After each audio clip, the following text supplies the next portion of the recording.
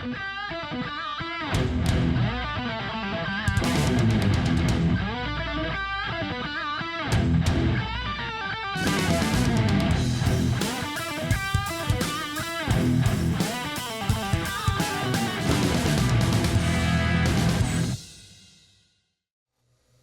next definition is flush door, and the definition is a door having no glass, lights, panels, louvers, or grills.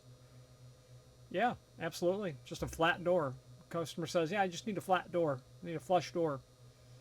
Yep, that's what they're talking about. Obviously, the way that every hollow metal door is meant to be, just flush, or originally as a flush door. And when it comes to flush doors, you know, you don't have to think about other things like they're putting in a window and the guy wants as much glass as possible. That's what he told you. And you're like, you don't have to think about the manufacturer's published minimum style and rail, top rail, bottom rail requirements. You don't have to think about the location of a touch bar exit device and where the window will come in, whether or not you're going to fit the door closer. Will you need a drop plate? Is that going to be okay?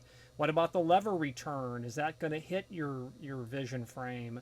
Louvers, what size, you know, louver do you need in the sense of, do you have the required CFM? You don't have to think about those types of conflicts generally when it's a flush door. So it's just the easiest way to really sell a door. You don't have to think about, oh, the guy says he needs a 90-minute door and he wants a 24 by 64 piece of glass in it.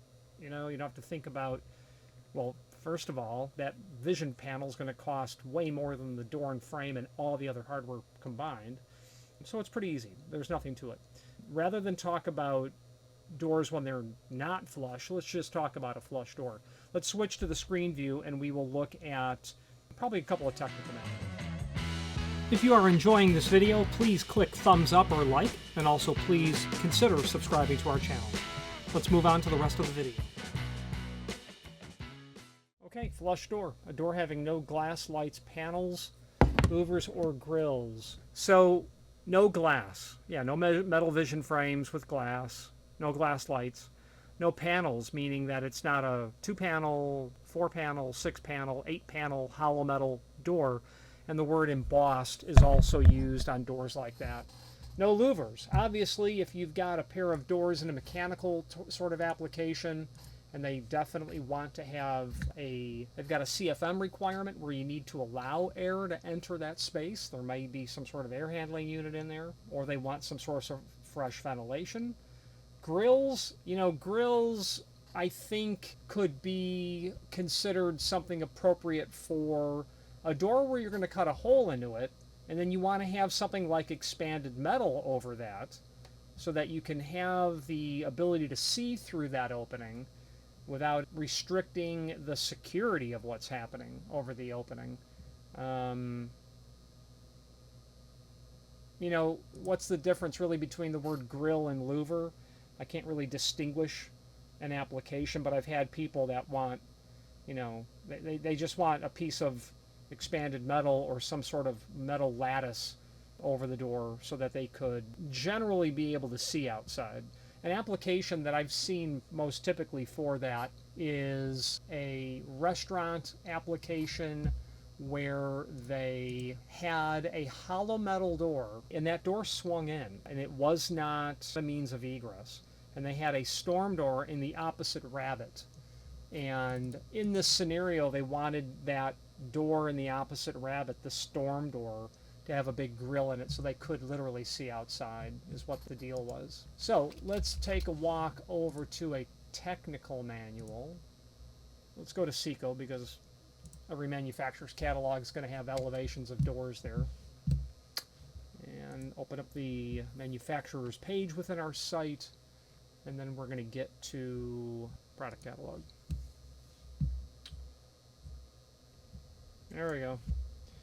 Now, you're going to find in, like, DHI, they're going to have their own standard designations for door designs or door elevations. F pretty much always going to stand for flush. G, G2, G3, G4, somewhat logical. Port, V or an N or an NL, pretty common. FG, full glass, absolutely.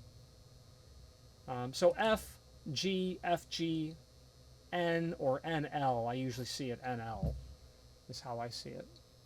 Louvers, I'm not familiar with their designations, but if you were ordering something from the factory and you used G9LB and G9LX, they're going to think that you want 9 lights above and a louver below. Crossbuck designs are embossed. So these are obviously embossed doors, that's what it says. That's where the piece of steel is literally going to be put into a several 100-ton die press and is going to be smushed in a hydraulic die to give you this look of these defined panels. This crossbuck design, they'll do it that way. Then, you know, if you want a light over a panel, they're just going to get a jigsaw and cut that out and put a light in there, just like this. 8 panels, 6 panels, 4 panel with 2 lights, and you get the concept. So those are the different elevations. I'm not saying that you should reinvent the wheel and come up with your own nomenclature. You should probably use the nomenclature of the manufacturer that you work with and just use that so that you're always speaking the correct language. I wouldn't use FG8 if you're ordering Steelcraft. They probably don't know what that is. I don't know if I have a any Steelcraft data here. I should. Let's see what the point is. Seco is Asa Abloy and Steelcraft is Allegion. Let's see if they do it any differently. Oh, I've got lots of catalogs. Architectural guide, maybe. Steelcraft, right in the beginning.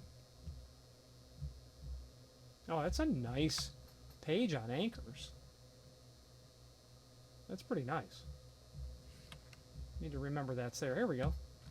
Door elevations. F, V, G, FG, FG3, N4, N5, you know, similarity between Seco, but nonetheless. E6, E8, 20 gauge only on an 8 panel. Are Dutch doors considered flush? I would just call them a Dutch door. I wouldn't call it flush. I mean, they're saying it's called Dutch. Louver, yeah, here's an example of a grill, obviously, where it's doing a louver's job, but there's no apparent need to prevent vision from going through. So it might just be a pure grill for maximum CFM. Could be a reason for a grill. This is only going to give you 40% CFM, you know, depending on the louver design. Don't quote me, but it's not 80% CFM. This will be a much higher amount of airflow through there, I imagine. And your anema stats owned by National Guard, your all-metal stamping, of course, air louver, they're going to give you options like this. Then you can also buy expanded metal and create your own. That'll probably be costly by the time it's all said and done. Full glass entrance doors. 14 gauge hollow metal is what I imagine this is, where they're punching really big holes in it. Yeah. Okay, so that's, you know, those are door designs, and part of a DHI door schedule is going to have a column for the elevation design. You're always going to need to specify that. Obviously, when you're just selling someone a door, you're not going to take the time to write out F for flush when it's just a flush door.